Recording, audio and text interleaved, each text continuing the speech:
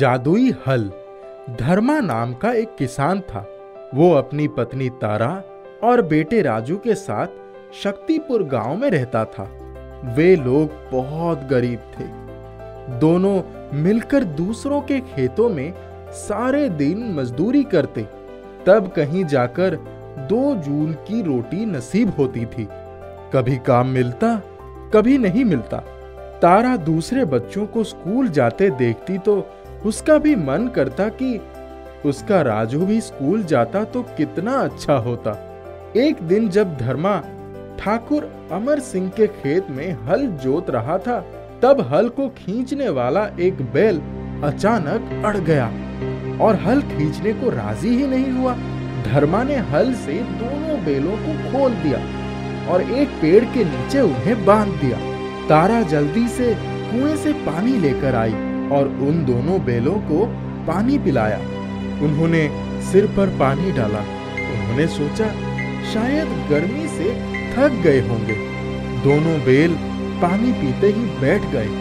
धर्मा सोचने लगा, अगर खेत पूरा नहीं जोत पाएगा तो मजदूरी भी नहीं मिलेगी। अगर मजदूरी नहीं मिली तो खाएंगे क्या? धर्मा ने अपनी कमर में रस्सी से हल को बांध दिया। तभी तारा बैलों को पानी पिलाकर आ गई। उससे पति की ये तकलीफ देखी नहीं गई। वो उसके पास गई और उसने धर्मा के मना करने पर भी दूसरे तरफ की रस्सी अपनी कमरे में बांध ली। दोनों पूरे ताकत लगाकर खेत जोतने लगे। अभी थोड़ी ही दूर तक खेत जोता था कि उन दोनों को महसूस हुआ हल जोतने में कोई ताकत नहीं लगानी पड़ रही है।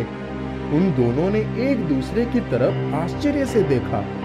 धर्मा ने कहा, ये क्या हो रहा है? ऐसा लग रहा था कि कोई जादू हो रहा है। हल तो अपने आप ही खींचता चला आ रहा है। दोनों ने एक साथ पीछे मुड़कर देखा तो उन्होंने उतने समय में ही बहुत सी जमीन जोत डाली थी। यहाँ तक कि उन्हें पेड़ से बंधा बैल भी नहीं दिखाई पड़ रहे थे। तारा बोली, चलो चलकर खाना खा लेते हैं, थोड़ी प्यास भी लग रही है। धर्मा और तारा ने अपने कमर से बंधी रस्सी खोली और हल को खेत में ही छोड़कर पेड़ के नीचे आ गए। हाथ मुंह धोकर खाने बैठे तो तारा ने सोचा, बैलों को भी तो प्यास लगी होगी, थोड़ा पानी उनको भी पिला देता हूँ। पानी पिलाकर वो भी खाने लगी। तभी उस पेड़ से आवाज आई, तुम लोग आराम से खाना खाओ। आज तुम्हें जितना खेत जोतना था वो हल ने जोत दिया है। तुम दोनों के मन में इन बेजान जानवरों के लिए इतना ममता है कि तुम दोनों खुद ही बैल बनकर खेत जोतने लगे। इसलिए ये जादुई हल तुम्हारी सहायता कर रहा था। धर्मा और तारा की खुशी का ठिकाना ना रहा। वे भागे भागे खेत में गए तो देखा हल वहां था ही नहीं। सचमुच पूरा खेत जोता जा चुका था। वे हल के पास पहुंचे तो खेत के किनारे हल पड़ा हुआ था।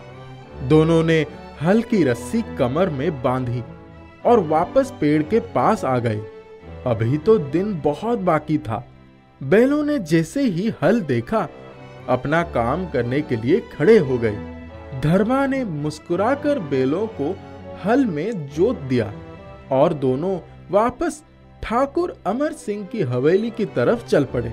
ठाकुर अमर सिंह ने उनको देखते ही कड़कदार आवाज में पूछा, अरे इतनी जल्दी कैसे आ गए? क्या आधा खेत ही जोता है? धर्मा और तारा हाथ जोड़कर खड़े हो गए और बोले, मालिक आप किसी को भेज कर दिखवा लें, खेत पूरा जोत दिया है। ठाकुर अमर सिंह की त्योरियां चढ़ गई। उन्होंने वहीं बैठे बैठे आवाज लगाई, बांके जरा देख कर आओ तो इन लोगों ने पूरा काम किया है कि नहीं। बांके ने तुरंत साइकिल उठाई और खेत पर चला गया।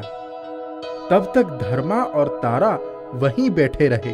वो वहां से हाँफता हुआ आया और ठाकुर अमर सिंह के कान के पास मुंह लेकर बोला, मालिक, खेत तो पूरा जोत दिया है और बहुत अच्छा जोता है। जैसे लग रहा है किसी मशीन से खेत जोता गया है। ठाकुर अमर सिंह बहुत खुश हुए। उन्होंने बांके से कहा, इन दोनों को आज दुगनी मजदूरी दे दो।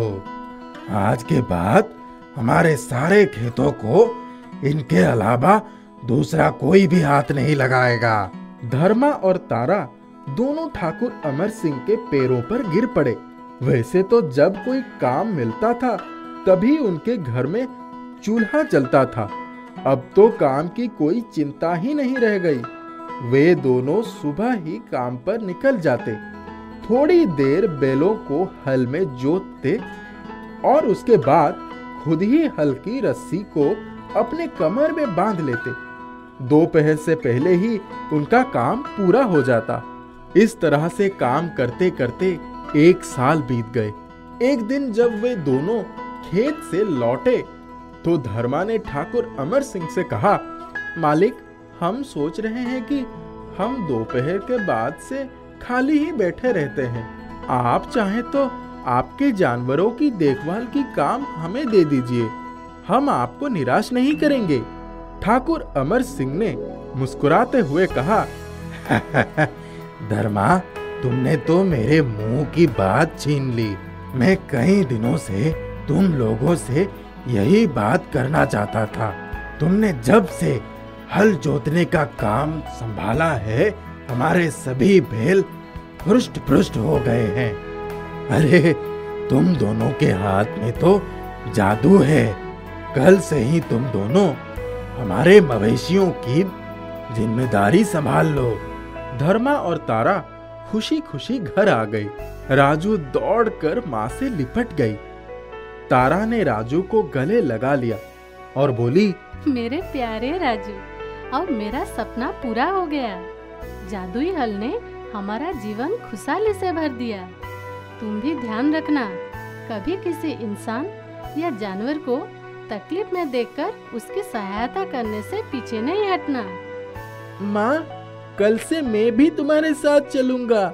नहीं, मेरा बेटा कल से स्कूल जाएगा। धर्मा और तारा का जीवन जादुई हल की वजह से खुशियों से भर गया।